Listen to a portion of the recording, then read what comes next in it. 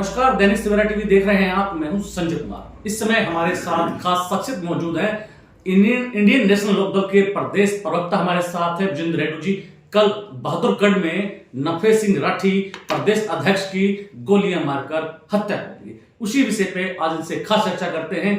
क्या उनको सुरक्षा व्यवस्था न दिया जाना, किन कारणों से न दिया जाना, और खास क्या क्या कारण रहे इस हत्याकांड के पीछे, सीधे बात करते हैं रेड्डी साहब से। सर नमस्ते, कैसे हैं आप? नमस्ते, मैं बिल्कुल ठीक हूँ। दैनिक सवेरा के सभी दर्शक गणों को मेरा नमस्कार, राम राम। रेड्डी साहब, कल जघन्य हत्याकांड हुआ बहादुरगढ़ के अंदर। कई राउंड गोलियां चली हैं। नफे सिंह राठी जो आपके पार्टी के प्रदेश अध्यक्ष थे, उनकी निर्मम हत्या कर दी गई। क्या कहना आपका इस विषय पे? न केवल नफे सिंह राठी जो 2 बार के विधायक रहे हैं बहादुरगढ़ से और इंडियन नेशनल लोकदल पार्टी के बहुत ही बहादुर प्रदेशाध्यक्ष रहे हैं, उनकी निर्मम हत्या की गई है। बल्कि उनके एक सहयोगी था, साथी जो आमतौर पर उनके साथ ही रहा करते थे, जय किशन दलाल जी, उनकी भी हत्या हो चुकी है। और इसके साथ साथ उनका ड्राइवर है संजय कुमार और गनमैन संजीत, वो गंभीर हालात में हॉस्पिटल में विचाराधीन है। सर्वप्रथम तो मैं आपके चैनल के माध्यम से इन दिवंगत आत्माओं के लिए भगवान से प्रार्थना करना चाहूँगा, पूरे इंडियन नेशनल लोकदल परिवार की तरफ से, कि इनकी आत्मा को शांति दे और अपने श्री चरणों में स्थान प्रदान करने का काम करे और परिवार को इस भारी नुकसान से उभरने की शक्ति प्रदान करे। इसके साथ साथ मैं भगवान से प्रार्थना करना चाहूँगा कि जो 2 हमारे साथी विचाराधीन हैं, मिस्टर संजय कुमार ड्राइवर और गनमैन संजीत कुमार, उनको भगवान जो ना स्वास्थ्य लाभ दे और जो शीघ्र ही ठीक होकर के दोबारा से अपने परिवार में शामिल होने का काम करें। आपको क्या लगता है, किनका हाथ है इस हत्याकांड? देखिए, जहां तक ये घटना की बात है, नफे सिंह राठी जी अपने कार्य से वापस लौट रहे थे। रेलवे फाटक बंद हो जाती है, वहां पर वो गाड़ी रोकते हैं और गाड़ी रोकते ही अचानक अंधाधुंध फायरिंग उनके ऊपर होती है, जिसमें बताए जाते हैं गाड़ी में 4 व्यक्ति थे। वो उन्होंने फायरिंग की और उनको मौत के घाट उतारने का काम किया गया। इसके पीछे मैं खुले तौर पर यह कहता हूं, पूर्ण रूप से हरियाणा प्रदेश की सरकार जिम्मेवार है जी। क्योंकि नफे सिंह राठी जी ने लगभग 6 महीने पहले बहादुरगढ़ के एसपी साहब को, हरियाणा के गृह मंत्री अनिल विज को जी, और यहां तक के हरियाणा के मुख्यमंत्री मनोहर लाल खट्टर को भी लिखित में एप्लीकेशन दी थी जी। और लिखित में एप्लीकेशन भी इस बात पर दी थी क्योंकि पुलिस अधिकारी ने उनको आगाह किया था कि आपकी जान को खतरा है और कभी भी आपके ऊपर जानलेवा हमला हो सकता है जी। इसी डर में उन्होंने सभी अधिकारियों को, मंत्रियों को और यहाँ तक मुख्यमंत्री के सामने भी अपील की, रिटर्न में दरखास्त दी उन्होंने, और उन्होंने सुरक्षा की गुहार लगाई।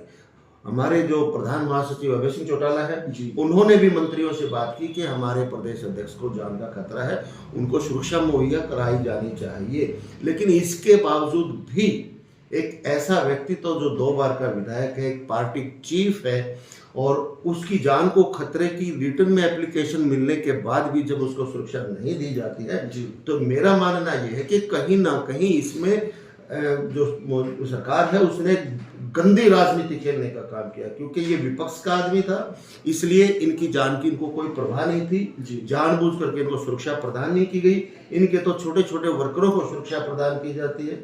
इनके प्रदेश अध्यक्ष के साथ 3-3, 4-4 गाड़ियां सुरक्षा की चलती हैं। क्या ये किसी पार्टी का प्रदेश अध्यक्ष नहीं था? क्या इंडियन नेशनल लोकदल पार्टी प्रदेश में कभी शासन में नहीं रही? क्या आज उसके प्रदेश अध्यक्ष के साथ इतनी अन्यायपूर्ण व्यवहार किया गया कि उसकी जान को खतरा होने के बाद पुलिस प्रशासन कहता है कि आपकी जान को खतरा है, और जब वो सुरक्षा मांगते हैं तो उसको सुरक्षा नहीं दी जाती? तो ये गंदी पॉलिटिक्स हरियाणा की सरकार ने खेलने का काम किया है। और इस हत्या के पीछे जितने जिम्मेवार वो व्यक्ति हैं जिन्होंने फायरिंग की, उतनी ही जिम्मेवार हरियाणा प्रदेश की सरकार भी है। क्योंकि सरकार के सामने एप्लीकेशन लगा दी गई थी, पार्टी की तरफ से भी लगा दी गई थी और व्यक्ति की तरफ से भी लगा दी गई थी। इसलिए मैं तो बिल्कुल खुले तौर पर यह कहता हूं कि हरियाणा प्रदेश की सरकार ने अगर लापरवाही ना की होती तो आज उसकी हत्या नहीं होती। अभय चौटाला जी का बयान है कि भी उन्होंने मुख्यमंत्री जी से भी इनकी सुरक्षा की गुहार लगाई थी, और मुख्यमंत्री जी का यह बयान है कि वो आम आदमी को सुरक्षा नहीं दे सकते जी। बड़े खेद की बात है कि हरियाणा प्रदेश का मुख्यमंत्री, जिसकी सुरक्षा के भरोसे हरियाणा प्रदेश का हर नागरिक चैन की नींद सोने की आश करता है, उम्मीद करता है, विश्वास करता है कि हमारा प्रदेश की सरकार हमारी सुरक्षा कवच बन करके खड़ी हो गई है, और जब वही मुख्यमंत्री इस तरह का बयान देते हैं कि मैं प्रदेश के हर नागरिक को सुरक्षा प्रदान नहीं कर सकता। तो इस तरह के बयान आने से जो अराजक तत्व है उनके हौसले बढ़ते हैं और यही रीजन है कि इनके हौसले बढ़े और इस तरह की वारदातों को अंजाम दिया जाता है। मुख्यमंत्री जी को इस तरह के बयान देने से बचना चाहिए था और मुख्यमंत्री अगर प्रदेश के नागरिकों को सुरक्षा प्रदान नहीं करते तो क्यों चंडीगढ़ बैठे, छोड़ करके अपने घर जाओ, कोई और संभालने का, कोई और सुरक्षा दे देगा। तो उनको कोई हक नहीं है कि इस तरह की बात करने का कि मैं सुरक्षा नहीं दे सकता, तो फिर ये मुख्यमंत्री के लायक ही नहीं है। इसके पीछे प्रॉपर्टी विवाद भी बताया जा रहा है, हत्याकांड के पीछे विवाद क्या है, क्यों उन्होंने ऐसा किया है, प्रॉपर्टी का विवाद है या कोई लेन देन का विवाद है या कोई राजनीतिक द्वेष है, ये सब जांच के विषय है जी। इसके बारे में अभी कुछ कहना बहुत जल्दबाजी होगी।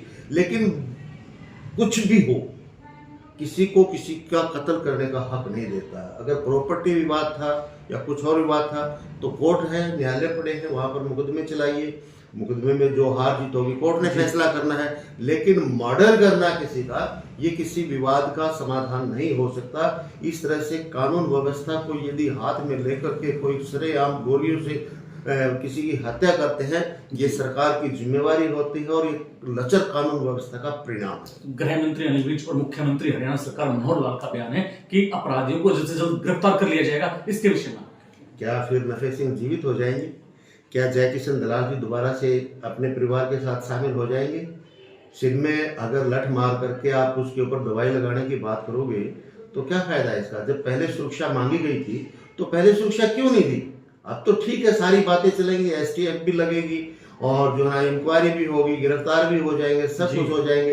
अगर पहले से ही इस तरह की सख्ती बरती गई होती। आज देखिए हरियाणा प्रदेश में संजय भाई कितने विधायकों को थ्रेटनिंग आ चुकी जी। इवन अभय सिंह चौटाला को भी थ्रेटनिंग दी गई थी मारने की जी, और सुरेंद्र पवार को थ्रेटनिंग आई थी जो अपने विधायक हैं, कांग्रेस के विधायक हैं, और ऐसे ही कितने व्यक्तियों को थ्रेटनिंग आ चुके।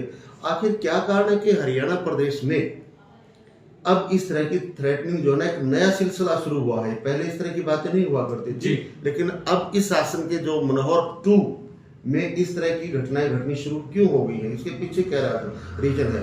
ये भी अपने आप में एक बहुत बड़ी जांच का विषय है और इसके लिए तो हम अभय सिंह चौटाला जी ने भी और मेरी तरफ से भी मैं यही कहना चाहेंगे, हम सरकार से मांग करते हैं कि ये STF है या कोई SIT है, इस तरह की बातों को छोड़ करके इसकी जांच जो है CBI को सौंपनी चाहिए और दूध का दूध और पानी का पानी होना चाहिए। धन्यवाद। ये थे हमारे साथ इंडियन नेशनल लोकदल के प्रदेश प्रवक्ता जितेंद्र रेड्डी, जिनका रोष है सरकार के प्रति और उनका कहना है कि अगर सरकार उनको सुरक्षा मुहैया कराती नफे सिंह राठी को, आज वो दुनिया में जिंदा होते, 2 जाने नहीं जाती। और हालांकि 2 व्यक्ति और विचाराधीन, उनका इलाज चल रहा है, गंभीर है और इनकी गुहार है सरकार से कि भी इस मामले की CBI जांच होनी चाहिए। मैं अपने सहयोगी के साथ जींद से संजय कुमार।